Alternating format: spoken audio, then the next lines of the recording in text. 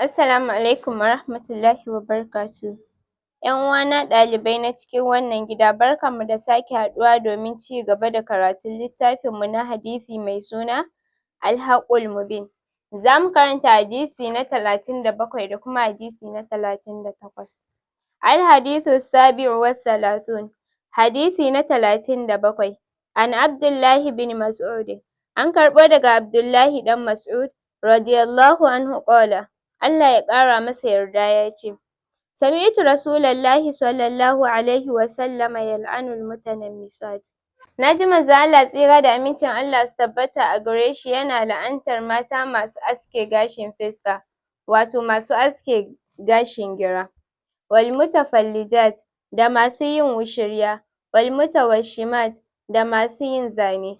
Allati yugayyirna khalqallah, waɗannan su ke canza halittar Allah.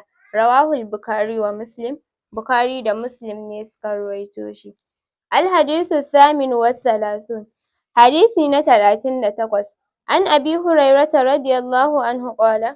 An karɓo daga Abi Huraira Allah ya ƙara masa yarda ya ce, Qala Rasulullahi sallallahu alaihi wa sallam.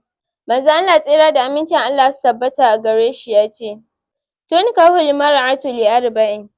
Ana auren ‘ya mace don abubuwa huɗu ne.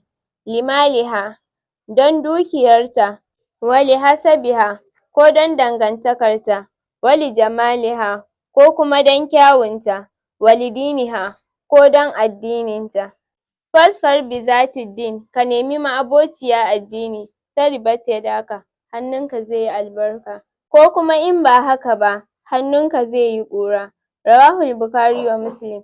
Bukhari da Muslim ne suka rawaito shi.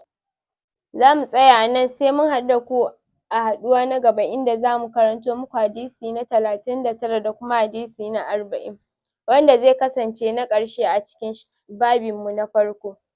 Subhanaka Allahumma wa bihamdika, ashhadu an la ilaha illa anta, astaghfiruka wa atubu ilayk.